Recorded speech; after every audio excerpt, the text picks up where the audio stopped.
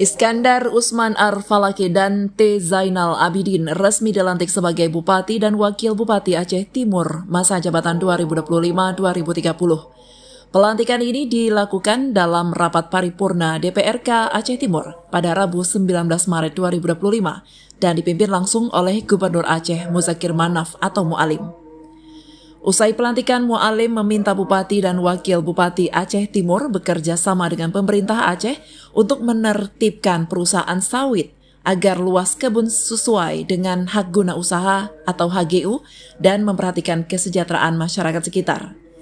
Ia juga menekankan pentingnya menjaga hubungan harmonis dengan DPRK dan memperkuat potensi daerah di sektor pertanian, perkebunan, kelautan, dan perikanan.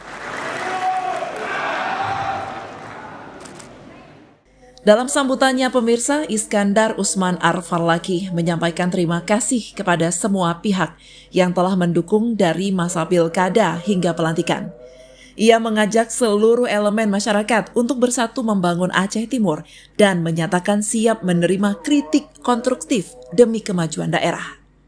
Pelantikan ini turut dihadiri anggota DPR RI asal Aceh, Ketua DPR Aceh, para kepala SKPA, unsur Forkopimda Aceh Timur, serta tokoh masyarakat dan alim ulama.